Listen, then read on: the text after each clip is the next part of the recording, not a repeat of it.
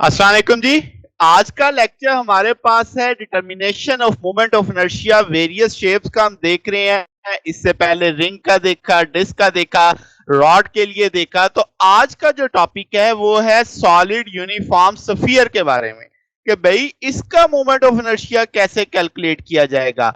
और हम जानते हैं कि भाई मोमेंट ऑफ इनर्शिया तो किसी एक्सिस के लिहाज से देखा जाता है। तो इसमें जो हम मोमेंट ऑफ इनर्शिया देखेंगे तो वो एक्सिस इसके सेंटर से पास कर रहा है। तो आपके पास मेन हेडिंग हो गई कि moment of inertia of a solid uniform sphere about an axis through its centre. तो अब तक जितने भी वैसे मामला देखे हैं, चाहे वो डिस्क है, चाहे वो रिंग है, चाहे वो आपके पास रॉड है, तो आपका एक्सिस ऑफ रोटेशन हमने सेंटर पे ही अभी तक प्लेस किया है। अभी उसको वहां से दाएं बाएं करके उसकी वैल्यू नहीं चेक की। तो फिलहाल सिमेट्री के लिहाज से चलते हैं। लेट्स से हमारे पास एक सॉलिड स्फीयर है जिसका मैस m है और उसका रेडियस r है, कैपिटल R। ठीक होगी बात। अब मैं उस स्फीयर के छोटे छोटे स्लाइस कर लेता हूं डिस्क की सूरत में, जैसे आपको इस तस्वीर में दिख रहे हैं। और डिस्क की जो चौड़ाई रख रहा हूं dx रख रहा हूं। अब आपके पास इस डिस्क के सेंटर से जो दूरी है दैट इज r। इसकी जो आपके पास इस वर्टिकली कह लें कि वो आपके पास एक्स आपको दिख रहा है कि भाई आपके पास है, और आर आपके इंक्लाइंड है। तो आप कह सकते हो कि आर स्केयर बराबर है r square minus x square. क्या मतलब, अगर सादा सादा बात की जाए कि भाई आपके पास जो कैपिटल आर स्केयर है वो हाइपोटेन्यूज का रोल प्ले कर रहा है, जो एक्स है वो एक तरह से बेस का किरदार अदा कर रहा है, और जो स्मॉल आर है वो परपेंडिकुलर का रोल प्ले कर रहा है। ठीक होगी बात। तो अगर आप सिर्फ स्मॉल आर चाहते हो तो एक्स के दूसरी तरफ जाके माइनस हो जाएगा। तो ये टूल आपको समझ आ जाना चाहिए, पाइथागोरस थ्योरम के अकॉर्डिंग बना है कि आर स्केयर बराबर है capital R square minus x square. अब जनाब ये जो आपने डिस्क एलिमेंट लिया है, अगर मैं कहूं इसका वॉल्यूम चेक किया जाए तो वॉल्यूम आप कैसे निकालेंगे? एरिया दो लेंथों की जरब होती है, तीसरी लेंथ से जरब देंगे तो वॉल्यूम आ जाएगा। तो इसका वॉल्यूम निकालने के लिए पाई आर स्केयर यानी सर्कुलर एरिया को मैं इसकी चौड़ाई यानी डी एक्स से जरब दे दूंगा तो ये वॉल्यूम निकल आएगा। अब छोटा आर स्केयर तो मैं जानता हूं capital R square minus x square. तो क्या मैं स्मॉल आर स्केयर की वैल्यू यहां पे प्लेस कर दूं तो वो इस तौर पे आ जाएगा, pi r square minus x square into d x आ गया। तो ये मेरे पास वॉल्यूम एलिमेंट आ गया इस डिस्क का। अब अगर मैं कहूं इसका मैस कितना होगा तो हम डेंसिटी का फार्मूला लेंगे कि डेंसिटी बराबर होती है मैस ओवर वॉल्यूम। तो मैस एक तरफ करो, डेंसिटी और वॉल्यूम को जरब दे दो। तो डेंसिटी तो इसकी यूनिफॉर्म है जो जिस मटेरियल का ये बना हुआ है। तो वॉल्यूम एलिमेंट मुझे पता है तो वो आपने निकाल लिया, वैल्यू दे दी वॉल्यूम यानी डीवी को रो से जरब दे दी। तो उस इस पूरी डिस्क का मैस मालूम पड़ गया। अब ये जो डिस्क है अगर मैं कहूं इसका मोमेंट ऑफ इनर्शिया निकालो तो टूल तो मुझे पता है, मैंने कैलकुलेट किया हुआ है कि 1/2 mr स्क्वायर होता है।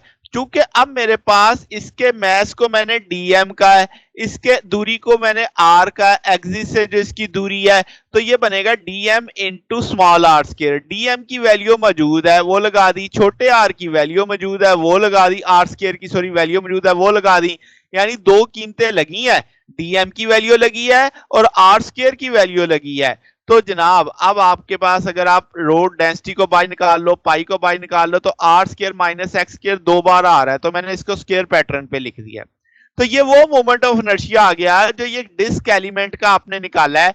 अब अगर आप इसे इंटीग्रेट करते एक्स जीरो से एक्स आर तक, समझ रहे हो कि भाई आपके पास एक्स जीरो का मतलब है कि आप इसका यानी स्टार्टिंग से आर तक इसके एलिमेंट्स इसी तरीके से बनाते जाते, तो ये मोमेंट ऑफ इनर्शिया मिलता आपको राइट हेमिस्फीयर का।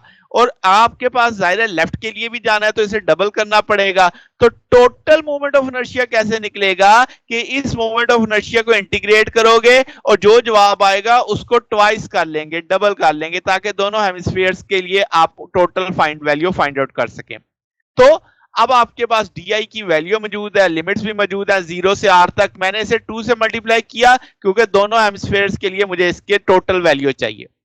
तो जनाब अब आपके पास टू टू से कटेगा, रो और पाई बाहर आ जाएंगे, आपके पास डी एक्स है, इंटीग्रल लेके सिंपल एक्स आ जाएगा, वो अंदर जरब खा जाएगा।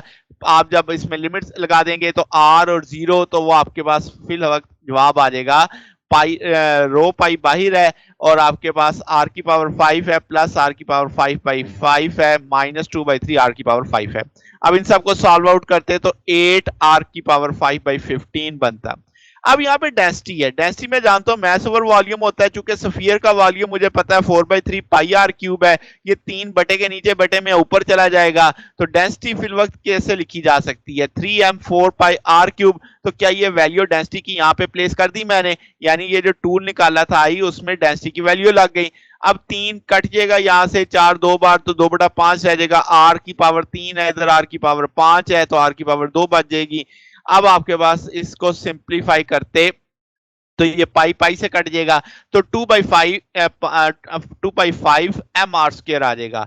तो ये आपके पास टोटल मोमेंट ऑफ इनर्शिया निकला स्फीयर के लिए।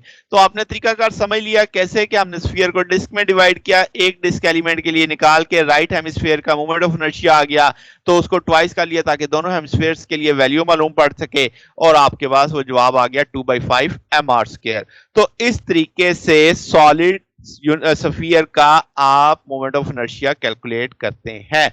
तो ये जनाब हमारा आज का टॉपिक था। अगर आपको इसमें कोई बात पूछनी हो, कोई डाउट हो तो नीचे कमेंट्स में पूछ सकते हैं। वीडियो अच्छी लगी हो तो वीडियो को लाइक कीजिएगा, दोस्तों के साथ शेयर कीजिएगा, चैनल को भी सब्सक्राइब कर दीजिएगा। अब तक के लिए इतना ही, बाकी इंशाल्लाह फिर नेक्स्ट देखेंगे। ओके, अल्लाह हाफिज़।